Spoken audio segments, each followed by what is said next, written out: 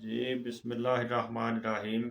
اللہم صلی علی محمد و علی محمد۔ بابا سنیاس بلاگر میں سب دوستوں کو خوش آمدید۔ جی آج ہم دیں گے پارا کیمونار، جس میں 3 اجزاء ہیں: تیزاب شورا، پارا اور میٹھا سوڈا۔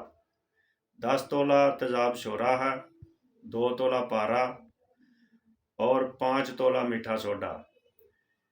پارا شورا تیزاب میں حل کر کے 2 دن رکھ دیں، اس کو 2 دن پڑا رہنے دیں، پارا حل ہو جائے گا۔ بعد میں میٹھا سوڈے کی چٹکیاں دیں اس میں۔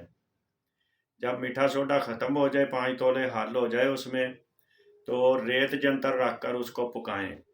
خشک ہونے کے بعد اس کو بار بار یہ عمل کرنا ہے آپ نے۔ جب ٹیلکم پاؤڈر بن جائے تو پھر اس کو پانی میں ڈال دینا ہے۔